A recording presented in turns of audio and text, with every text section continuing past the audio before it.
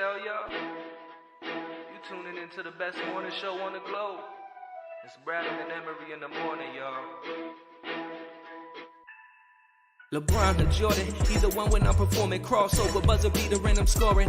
Rattle and Emery in the morning. Every play they on it. Every day I'm balling. Who's the coach? Who's the GOAT? Like Brady and Belichick, best show on the globe. And they embellish it. Y'all paying Zippy, I'm Ken Griffey or maybe Mahomes. I stay in the zone, whether man to man or play in the zone. They can't stop me. Mayweather boxing, hurry with the shot, man. We just the best to be. Can we have our SB, please? This was meant to be. Every morning with Rattle and Emery.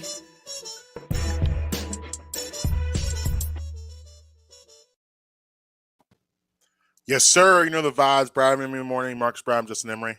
Yo. It's 3 p.m. now. Yeah, as I said in the morning, I was like, yeah, it's like 3:05. It's all right. Well, a couple of announcements. Get used to seeing us closer in the afternoons. We've decided that we don't like morning, so we're good. So actually, here's exactly how the conversation went down. Yeah. Marcus called. What's today? Wednesday. I think this was Monday afternoon. Marcus calls me and goes, "Hey, because we were supposed to do a show Monday, obviously, but I was down the shore, so that didn't happen. So he pushed back to Wednesday." Yeah. Marcus calls me and goes, "Hey, do you feel like doing it in the morning on Wednesday?" And I was like, "Well, I'm up. Like, I get up early, so I'm up. But just because I'm up doesn't mean I want to do something." Right. So I said, "Well, I'll get done DraftKings at 3:00. We could do it then." So it has been decided. We don't like mornings. Yeah, I mean, this is the beauty of having a podcast. So we could do whatever the hell we want. And a big annoying part of it is that we oftentimes would lose out on stories because of how early we would do it. Exactly. Like we would wrap up the show at 9:30, 9:45. And Carson was rated at 10:05. Yeah, and news would drop between 10 and 11. We would narrowly miss out on it time after time after time after time after time. So also pushing it back in the day, we'll be able to be more in the loop with the breaking news stories as well. Facts. So not a lot of breaking news now. No, it's July 13th. It's July 13th, so not a lot going on. But the Phillies are still playing baseball. Got off to a really good start out in St. Louis. I was feeling really good until really Sunday.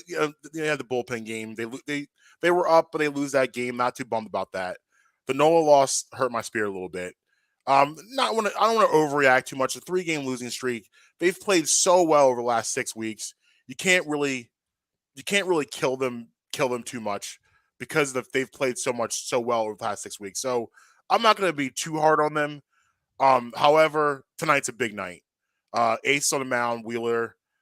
Gotta stop the bleeding. This is what the Aces are for, especially going into Miami this weekend. They get Chicago before the All-Star break. Let's see them turn things around a little bit and get out of this losing thing. But I guess the big story out of this is all the guys they're missing in Toronto. Alec Boehm kind of took himself out with that horrible slide. Yeah. I mean, I don't even know what that was. Bro, get your hand on top of the bag.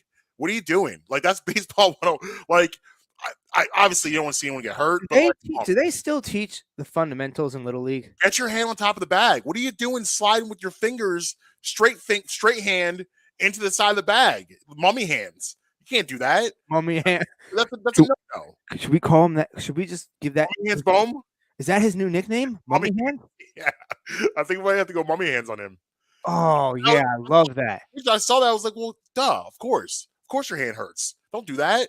Get that hand on top of the bag. Anyway, he gets hurt. He didn't have the shot, so he couldn't have played anyway. And then who else? Who was the other guys out? Nola started on Monday, so he wasn't a factor.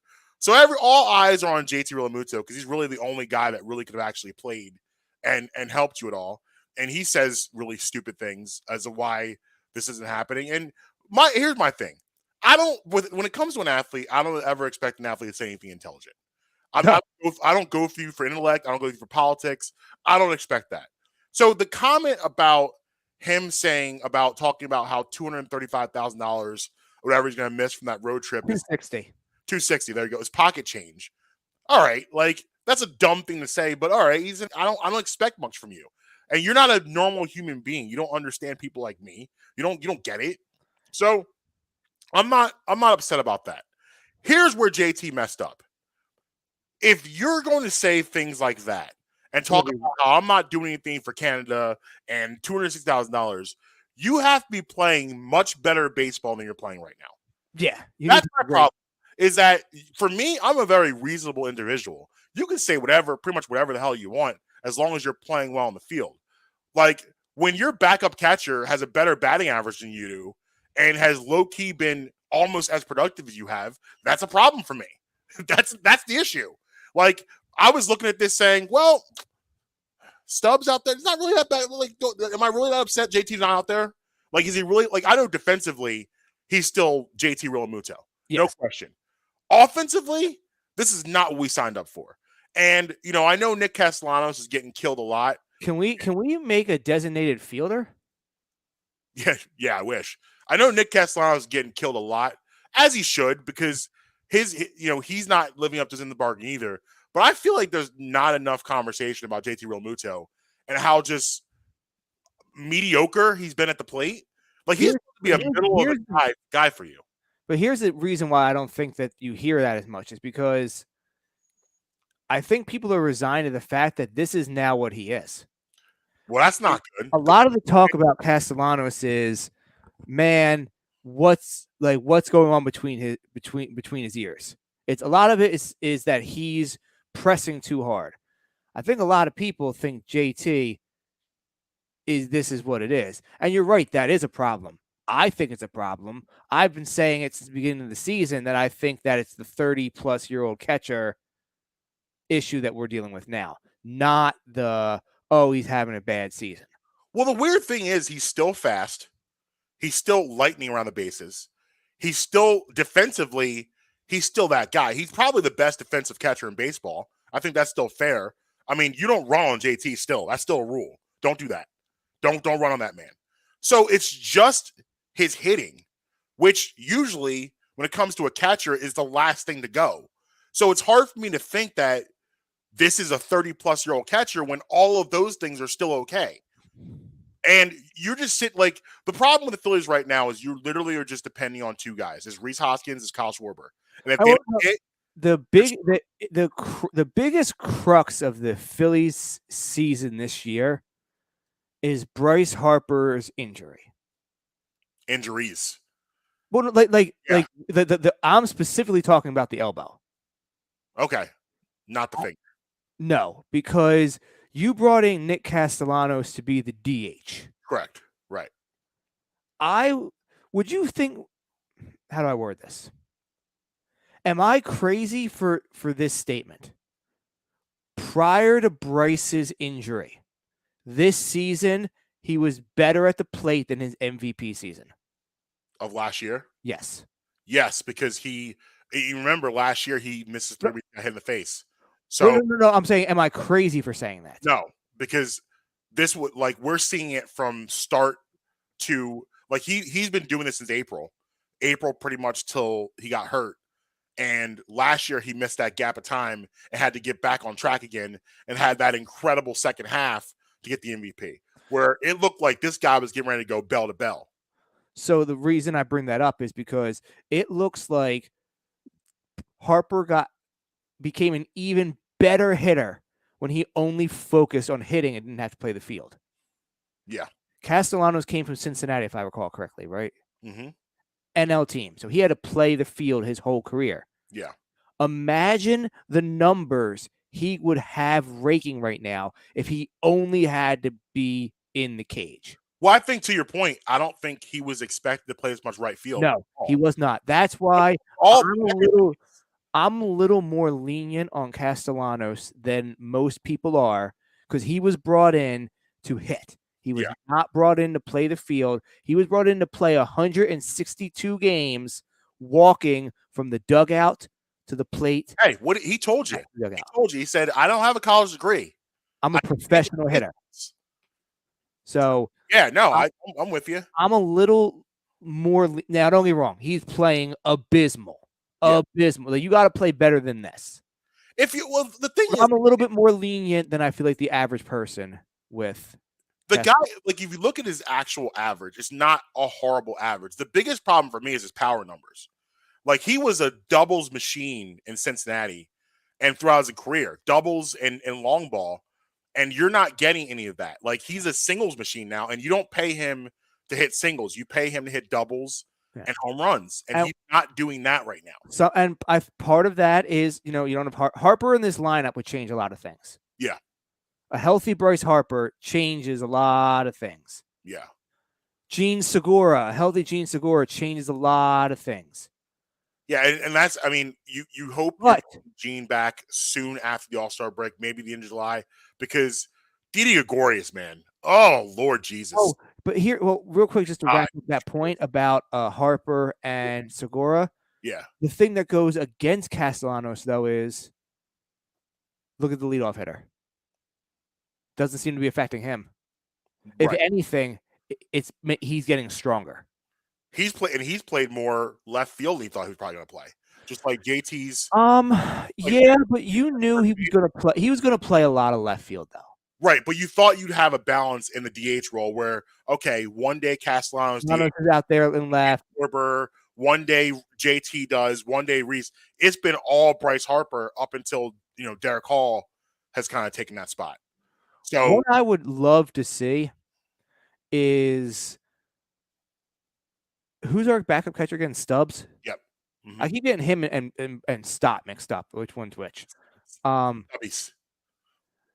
I would love him to be able to get himself to a point of where he's a very respectable catcher, because I would love JT to be your DH. I would love JT as your DH day in and day out, with finding some sort of swapping of Schwarber, Castellanos, left field. You got to trade Rhys Hoskins. That's what this comes down to. You need to trade Rhys Hoskins, and you need to make Kyle Schwarber your first baseman. Well, you can't do that now. Well, not. I'm saying, like, going in the off season. That's what has to happen. I mean, that just makes that with Castellanos performing the way he is right now, that scares the hell out of me, because the thing is, the Phillies have too many of the same player. I agree with you to an extent, but one of those guys is not producing like you thought he was. So Rhys, actually, what you're getting from Rhys Hoskins. I know what I'm going to get. I'm going to get 2 really hot 3 weeks. But here's the difference. He's going to be okay for me. But here's the difference, though, between the two of them is Rhys Hoskins sucks at first base. Gotten better, but not great. No, like, in an ideal world, Rhys Hoskins is a designated hitter. Yeah. For the best position for him is to be a DH. He's not a good first baseman. He might be the worst outfielder I've ever seen. Yeah, he can't. Yeah, he's not. No. So for me, I'm moving him to a team that needs a DH. That's just what I'm doing personally. Because who would you rather have as your DH? Strictly as your DH. Take all the numbers aside. You're looking at the name on the back of the jersey. Castellanos, Hoskins. One name. Then Castellanos. Just the name. All other things aside. Who would you rather have as your DH? Castellanos. So that's why you have to move Hoskins. I want them all. I don't want them to go. I want all of it. Because in an ideal world, if they're all bopping and we got the Bop Fest, then we're good. That's where we signed up. We signed up for Bop Fest. And that's, you started to see a little bit of that in June when it started to get hot. So I want that. I want them to just be bopping. I understand what you're saying. Why can't Rhys Hoskins just be Pat Burrell? Yeah. That's what you want. Like Pat Burrell wasn't a great outfielder, but he was okay. He made it work. He made it work. You're gonna get, he's gonna catch the ones he's supposed to catch. Not gonna do anything too weird. Then we'll see in Old City for a gift basket. Yeah. Pat the gift that keeps on giving. If you don't know, now you know. Was he? I'm sure he was a CIL guy, wasn't he? Yeah. Yeah, he was. Well, actually, I guess. Well, CIL. The thing is, I guess baseball players really, that isn't too much their thing because they're in season. Yeah, right. Right? I'm sure he's stuck down there for the All-Star weekend. Oh yeah, he wasn't playing in the game. Listen, as worst things you can be is Pat the Bat in Old City back in 07. It's worst people to be. Yeah. I mean, look at my little guy Zach Wilson out here. Yeah. How about that? How about that story? Zach Wilson out here. Did you see what he tweeted today? Did you see what he tweeted today? No, he's talking today. He tweeted. He goes, "Me and the guys were out in Idaho. Didn't have my phone on. What's happening?" Listen, at the end of the day, you're 22 years old. Embrace it. Whatever. There's nothing wrong. There's nothing wrong with you. I mean, he had a girlfriend, but this is why I tell young lads, don't do that at that age. Like Zach Wilson, you're on top of the world. You're a quarterback for a New York football team. The last thing in the world you need right now is a girlfriend. Is it the same girl he was dating from BYU? Yeah, I think since high school. Well, here's how the story breaks. It comes out because his best friend, his former best friend, I guess, started dating that girl, and that girl was getting killed on social media. So she finally says, "Well, the reason why we broke up is because Zach was out here tagging his mom's best friends." And like, listen, have you seen Zach Wilson's mom? Yes, but I don't remember.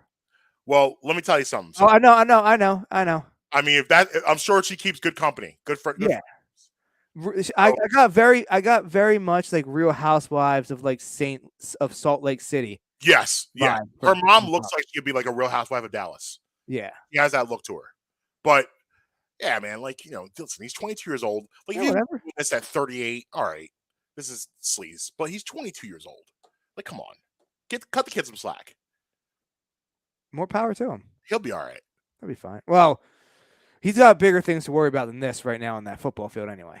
True. Like, they actually had something came out today. Did I screenshot it? Come on. You want to hear something crazy? Of course I didn't. Let me tell you some crazy stuff about the New York Jets, Marcus. Did you know that they are the most bet team at MGM to win the Super Bowl? The Jets? The Jets are have the most individual amount of tickets written at MGM for any team to win the Super Bowl this year.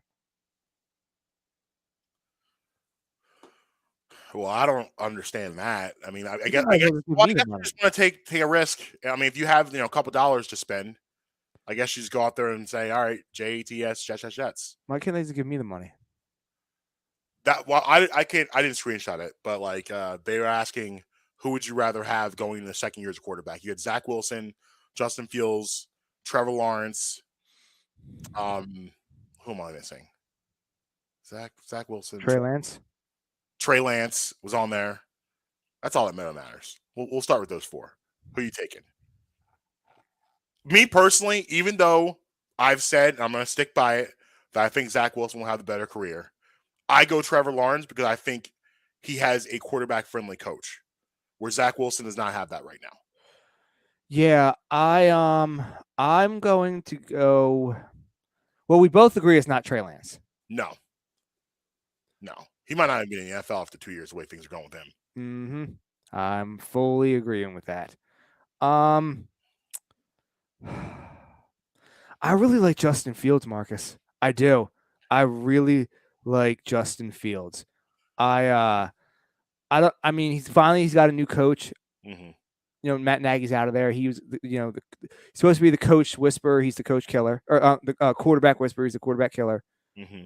But I mean, 6'3", 225, runs a 4.4. What's there not to be excited about that? Like, if he can have the supporting cast around him come together and the coach call the right plays, what's there not to be excited about for Justin Fields? Yeah, I'm not mad at that answer. The physical tools are there. I mean, Trevor Lawrence, he was going to be a professional quarterback when he was like 7 years old. You know this. But Jacksonville, known dumpster fire. Correct. I don't know if I can ride with that. I am excited to see what Dougie P. Like, we're gonna find who is he? Yeah, like, we're gonna be able to see it from afar. Actually, close because Eagles play the Jaguars this year. But. Yeah, New York Jets, known dumpster fire. Correct. Zach Wilson's got an arm, but like it's hard for me to go. Like it's hard for me to go there. Whereas Chicago, They always got a D. He will always have a defense that will keep them 24 to 27 points. Yeah. On a bad day. Yeah. Yeah. I mean, it'll be interesting to see. Like, you always have that guy, that quarterback that emerges and kind of catch people off guard. So him being that guy, I don't know, would be a surprise to a lot of people because the tools are there, the skills are there. So yeah, definitely be interesting. 2 weeks away from training camp today. Yep. 2 weeks away.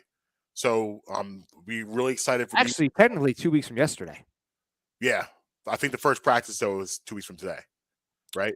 No, I believe they report Monday, and I believe the first practice is Tuesday. Oh, okay. No, granted, the first practice might just be, hey, here's shorts and a t-shirt, and let's go run around for a little bit. Right. But Wednesday may be the first day with pads, but I believe they report Monday the 25th. I believe is the date of that. Usually, yeah, it's a couple days before they start getting serious. Yeah. Yeah. So here we go, getting close. Enough sports. Better Call Saul happened on Monday. Ooh, did you watch it? Yes. Let me rephrase that. Did you catch it live or did you DVR it? DVR. Okay. I watched it live. Whoa. Wow. Whoa. There's a lot to unpack here. Yeah. So spoiler, if you did not catch Better Call Saul, it returned this past Monday, July 11th, and we are going to do a dive into this episode. So if you did not see the new episode, just cut it off now because to be honest, it's probably what we're going to be doing for the rest of this episode. So tune in next Wednesday. We'll be back, but this is Better Call Saul time. So first of all, I want to know if I missed something. Okay. Because, what, and you're usually good at catching this stuff if I missed it. What was Gus's clue that Lalo was at the laundry? Because he's talking to Wexler, and he's trying to figure out why she's there. They put it together. Jimmy sends her instead, which was a smart play by Jimmy. Now we're seeing why eventually the cartel is going to trust him. We're seeing that take place. But why? How did Gus go from that? Was like a Scooby-Doo moment for me. Like, I was like, how did he go from this conversation to, oh, I know where this man is? So, do you remember when Lalo first met Mike? No. So Bolsa brings Lalo to the construction site, and they tell him that he's making a chicken chiller. And they're showing him, he's like, we're building a chicken chiller, blah, blah, blah. Oh, okay. Yes. And if you remember, he goes, yes. Lalo goes, okay, well, you convinced me. So then when he's talking to Kim goes, Jimmy convinced Lalo. And he goes, he did what? He convinced him. And then it like flashes. That's the same words that he said while they were there. That's next level thinking out of Gus. Yeah. I mean, he ends up getting both of his mans got, but still next level. All his mans got. Yeah. Listen, he I don't know if he did expect that he's going to stick him on Lalo, but he did not. That almost did not end well. I was like, when Lalo that whole fight scene with the two of them was very unrealistic. With the lights going out? Yeah. Yeah. I mean, like, I understand there's 5 episodes left and you got to wrap this up. That was a yo speed this up scene. Right. And Lalo obviously had to go, and you knew it was going to be Gus. And one shot, and you just happened to hit right. You had one bullet in the chamber, and that was that. That was the one. I got very, very creepy Heath Ledger the Joker vibes though on that, like, as Lalo had that smile. Laughed. Yeah, that was creepy. But that's Lalo. He went out like Lalo. Lalo's gonna Lalo. Like that dude. Now he probably won't win an award, but he deserves a nomination. I agree. He was terrifying in his role. Definitely. I just still I'm still on the 5 episodes left. How are we going to get past Walter White to the end of this now? Because you look at that site. That site's not even. They're going to have to do some we need next episode them to cut forward 3 years because that site's still not even built yet. And if you look at the caption, if you watch the intro caption where it's like a synopsis of the entire series, it says 6 years before meeting legendary, meth dealer Walter White, and so like they got a lot of work to do. The thing is, this is season 6, right? So like this year you're gonna meet him. Yeah, like. But they've also flashed forward to the aftermath. Yes. Which is something like, I'm excited to see how that ends up, but how are we going to get there? And again, for me, the character I'm most fascinated with finding out about how it ends is Kim. I want to know what happens with Wexler. Like, is she going to be a hands-on part of all of this? Because obviously she's going to be a confidant. She knows, she's going to know what's going on. But is she going to be like all hands on deck? Because again, I go back to that scene with Mike and her when Mike was like giving her props, saying like, I believe you have tougher stones than him. So is Kim going to be pulling the strings? Because now it's like once you face a fear like this, like Lala literally was about to kill them and put her in a position where she has to go kill someone, and she's never been in a position like that before. When you get to those realms, now it's just no going back. Like, obviously they're still shaking up. It's just happened, so when Mike's talking to them being still stressed out makes sense. But eventually they're gonna calm down and be like, well, we survived. We made it. What else can happen? And get that arrogance in. Yeah, I'm fascinated what's going to happen with her. Is she going to go into witness protection? Is she? Who knows? But will it be similar? You are starting to see how. Well, you now know how Jimmy becomes Gus's lawyer. Yes. Yeah. That's what I was saying. That I'm getting. You see now the whole picture of why he becomes loyal to the cartel. Like he didn't turn his back on them when he could have. He didn't, and that's why he sent Kim, because he knew someone would be like, "What is happening here?" And that's what happened. He took a risk, but that's why Jimmy is Jimmy, because he thinks on his feet. When he said, that caught me off guard. When he said that, I was like, "Whoa." Well, here's the thing: is that at the end of the day, Jimmy getting killed helps no one. Right. Like, everybody has a vested interest in him being alive. Yeah. Like, warring parties, they're all beneficial as long as he's around. Right. And lawyers like that just don't come along or don't fall from a tree. Guys who are completely unethical in the sense that they will go this far with, a drug cartel. What's his line in Breaking Bad? When you need a criminal lawyer, get a criminal lawyer. Or something. It says something. I forget exactly what the line is. Something like that he says. But now now I'm confused, because remember in Breaking Bad the scene where he's on the ground with his hands and he thinks Walter and Jesse are gonna kill him, and he says, "The Lalo send you." Yes. How, like? Yes, so I thought this. So what's so are they? I don't know. I thought the same thing. I thought the exact same thing. I may just answer my own question in my head. So they right now exist. Walter and Jesse exist. They've already met him. He's already representing them, but they're kind of like nobodies. Gus is still building this, and what we don't see is we just assume, because we saw Breaking Bad, we assume that whole area, that laundry, had been built for years. Maybe, just maybe, it was being built as these guys are still doing their low level stuff. Because when did they start working with Gus? Season 3, 2, 3? It wasn't 2. I think 3. Yeah, so season 3. So you had two seasons where they were doing their own thing. But Saul comes along season 2, right? Yeah.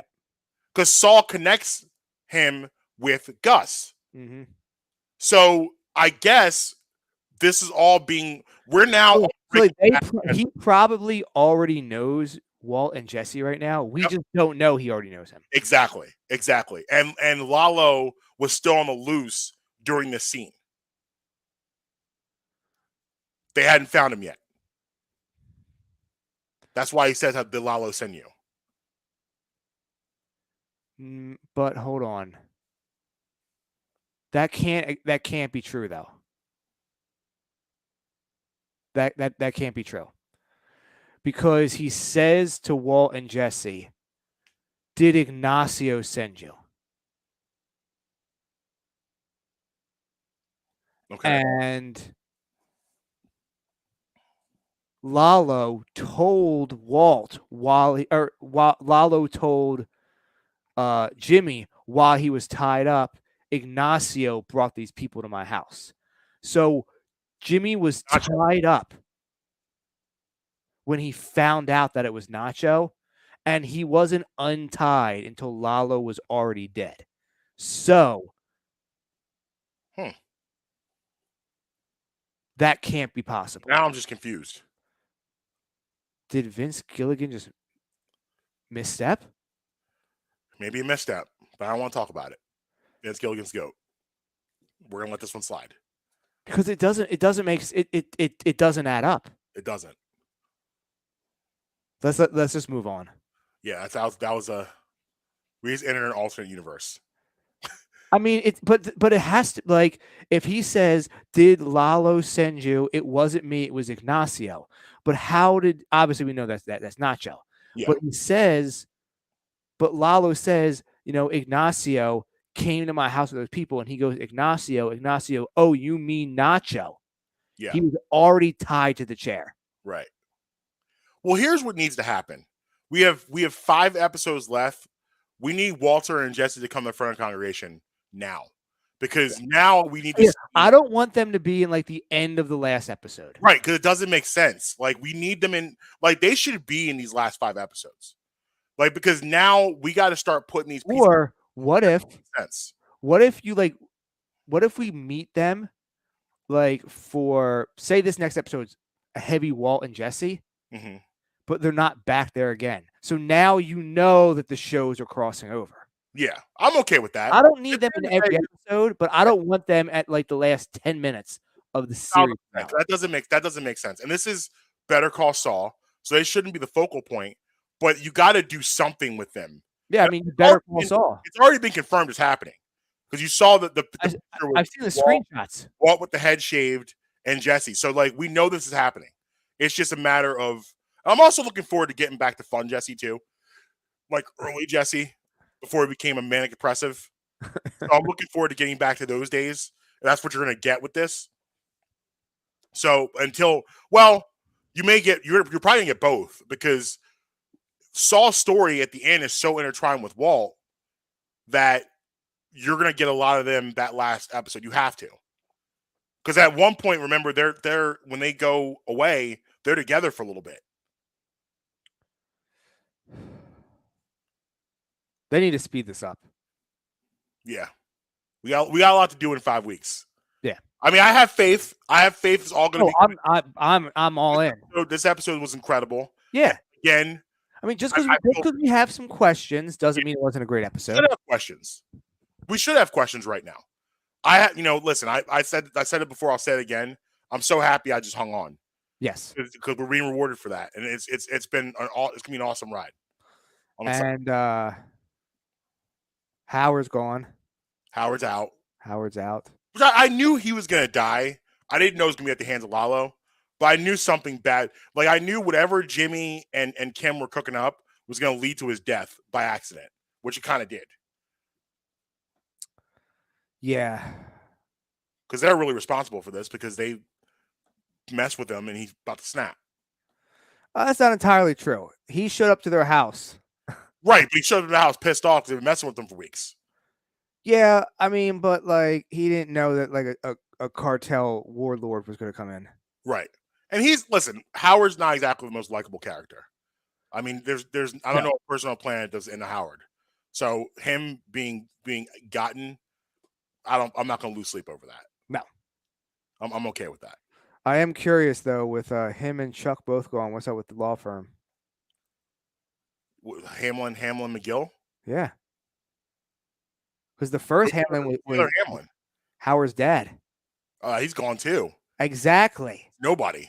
It's nobody, and nobody. Does Jimmy just take over? He would probably be the next, I mean. Is that where he gets his money from? Well, he's gonna get paid handsomely from Gus to be his lawyer, and he gets the settlement from Sandpiper. right? So you have that, and maybe he gets that money from the law firm too. Jimmy out there rolling in it. Somebody had to pay for those gold toilets. Yeah, somebody did. All right, well, I got nothing else to say. Yeah. July. Welcome to July. The month of welcome to July in the world of sports. You got 40 minutes out of us, and be thankful for that.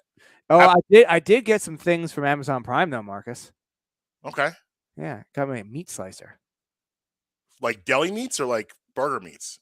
Like a deli slicer. Produce section at the Giant? Yeah. What the hell do you need that for? What are you doing over there? Oh, are you wearing a white lab coat too with the white hat? I should get one. I have a black kitchen. Hey, you want a pound? Is it good for you? Sarah, you want a pound? Is it good for you? Oh yeah. You don't understand. I'm going to be out here just slicing and slicing and slicing and slicing. You are a real life Cosmo Kramer. Just slicing. Cosmo Kramer move. Just slice meat slicer. Actually, I think he did that. Do you remember? Yeah, it was an episode he ruined it because he put like a shoe in there or something.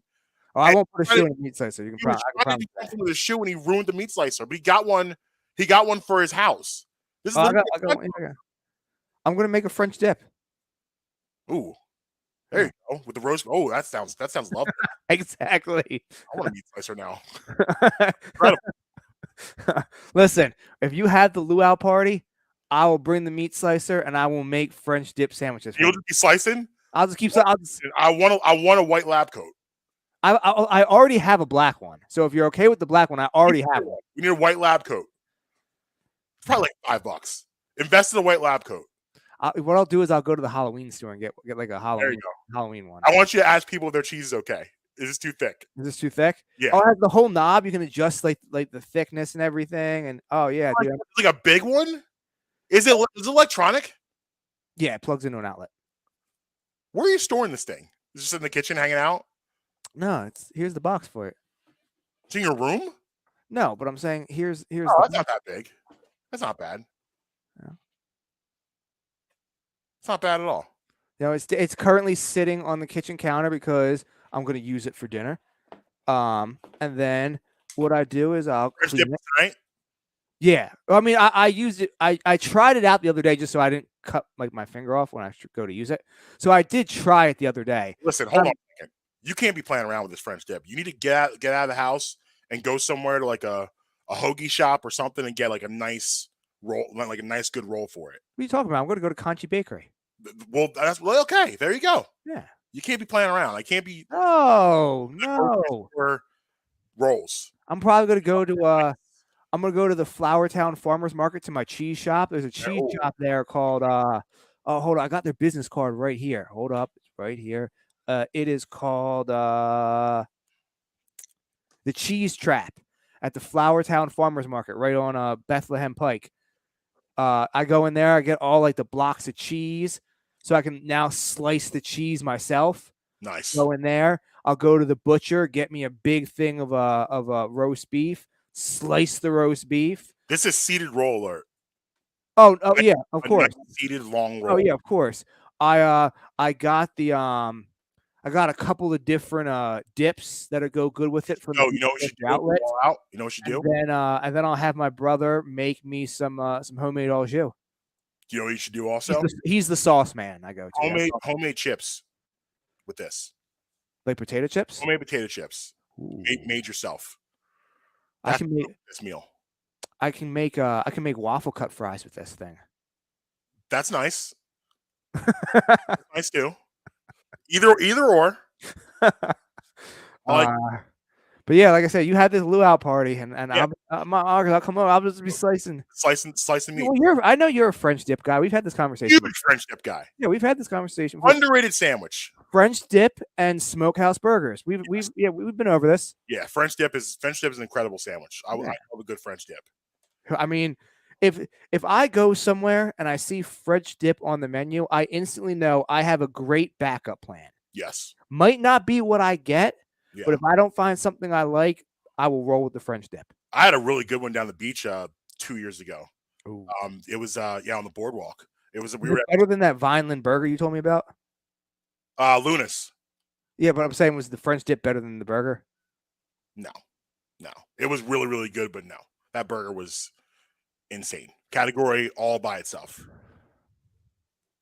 Wait till I make you my smokehouse burger, Marcus. I'm excited. I saw the ingredients. I'm excited to see it. Oh, it was. I wish I would have taken a picture of it. I just ate it too damn fast. Okay. Maybe see if you can round up J. Cole on Friday. Okay. I have some wrestling I want to talk to him about. Wednesday. Saying Wednesday?